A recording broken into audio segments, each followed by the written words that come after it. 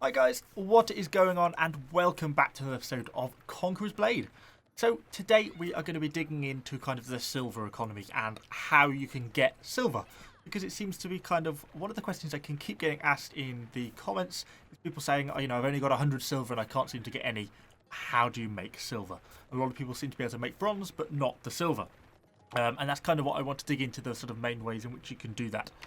So I've actually got more silver than bronze at the moment, and I guess I should qualify this by saying I've not brought any of the game packs which give you bonus silver or anything like that. This is all just made through the natural game. I've not done anything with real money or anything like that. So there are kind of three main ways in which you can make silver. So the first one is through these random silver bag drops. So I've got 4 at the moment. This is about from 15 battles worth, 15 maybe 20 battles. I've just been saving them up for this video. So after the battle, like a siege battle or a field battle, there's quite a small but random chance that you may get dropped a silver bag, and of a varying size. So it could be a little leather patch of silver like this, which gives 1200 silver, or a smaller one, which gives 500-ish. And they're just completely random. Sometimes you can go 10 battles in a row and get absolutely none. And then other times, you can end up getting 3 bags in a row, on each consecutive battle. So, yeah, really random, but that's just a little small way in which you can kind of make silver. The other way is through the secret vaults. So, if you've not found already, if you go over to your weekly quests, you'll see that once you fulfill certain criteria, you can complete these missions, and you'll unlock chests. And starting from the second chest, you'll get a vault key.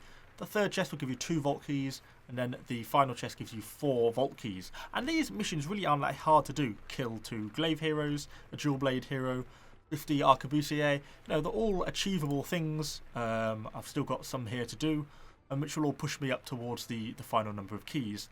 By having a premium account, you get an extra 2 keys at each of one of these slots.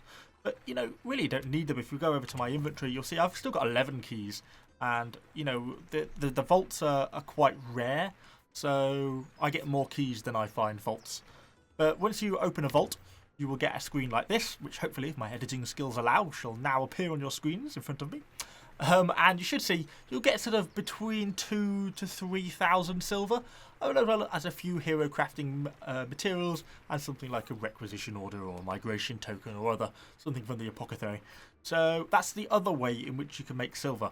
And if you play a decent amount, there's a reasonable chance you'll find 1 or 2 of these, and that should give you a couple of thousand silver.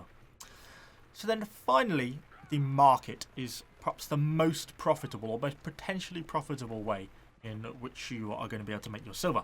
So let's just head over there now, and we'll kind of have a look at what we've got. So I am now over in the crowd of people all gathered around the market, the auctioneer.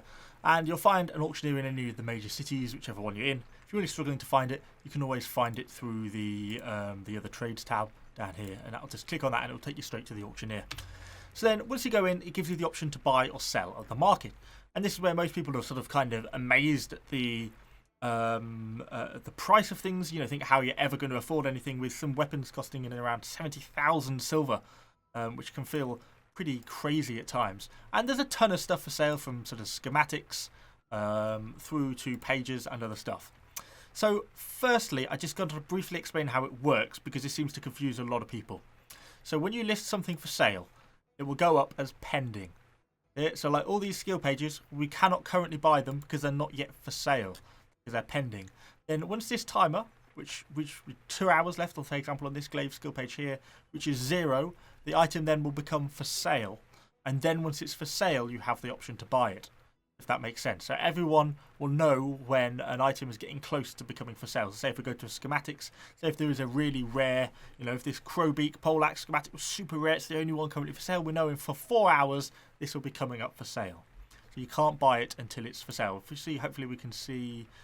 So like for example, these 2 King's Woe down here are both for sale. I could actively buy these now, although I don't quite actually have 70,000 silver, but that's the idea. You get the idea. And then that's got 3 days left. So if no one buys it within that 3-day period, then it comes off sale, and just back to scratch. But the pending, you can't buy things. For sale, you can. And the final other point I wanted to point out, so you don't make a mistake, because a lot of people get this wrong, particularly on the resource market, is item location on certain things. So I'm currently in the city of Anliang, See, this charcoal here is all for sale in An Liang. But if we scroll through, I'm hoping, yes. So this one, for example, this oak timber here, this top one for 10,325 of it is for sale in An Liang. But this one below, which will soon be for sale, is in Desert's Edge. A lot of people are getting really confused where they go click here and think, oh, oak timber, 0.16 is a good price, yes, I'll buy that, and then it doesn't appear in their inventory. That's because it's appeared in the inventory at Desert's Edge, and you only have 2 hours to collect that before it disappears. So make sure you check the item location, otherwise you'll really screw yourself over. So back to what we actually wanted to do here, which was how you can make money selling things on the market. So if you go over to the sell tab, you'll see all the unbound items in your inventory. So in my opinion, it's not worth selling hero resources, so we can ignore them. But I do have this firm barding here. If we just hop out of that, we can see that in the inventory over here. And you see it's classed as not being bound, whereas if we look at, say, this Redeemer's armor, it's bound. So therefore it can't be sold because it's bound to you personally. So this is something that I got from one of my weekly mission chests. So if we have a look at the weekly missions, it was one of the leadership ones doing one of the rebel camps. I completed this one here and it gave me a fair loyalty reward. And I opened that and I got the fine barding.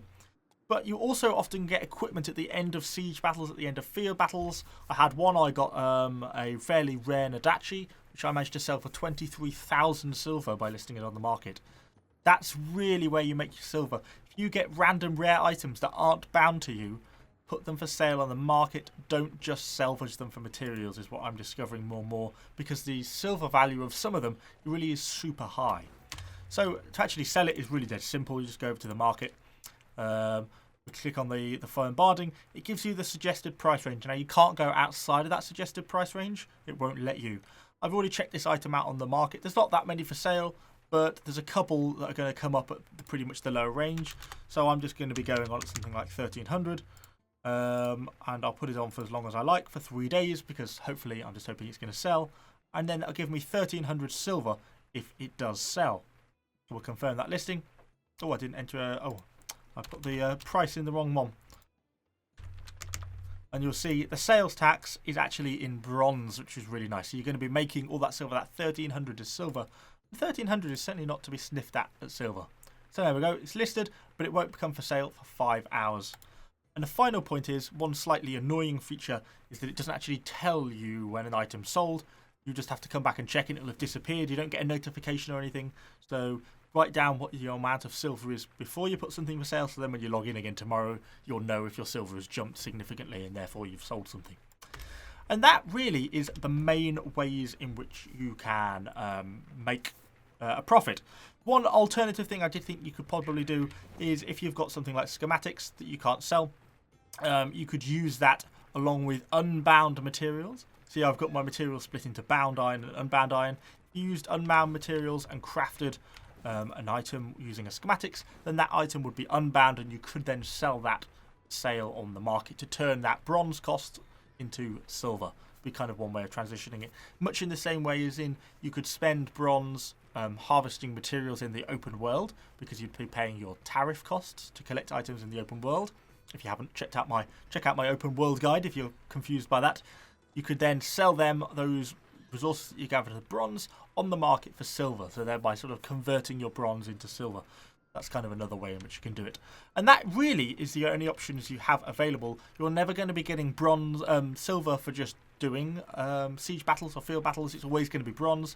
You're never going to get silver out of abandoned carts. You're only going to be getting them in the bags, through the secret vaults, or on the market, unless you're prepared to splash out real cash to get one of the booster packs. So that's really the options you have available in terms of silver, and hopefully that little bit of a market guide is kind of giving you an idea how that works as well.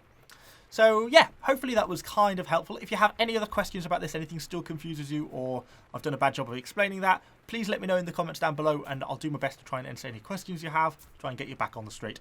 So yeah, thanks for watching, guys. Be sure to subscribe to the channel even, or the video. Subscribe to the channel for lots more Conqueror Blade content, and I shall see you all on the next video.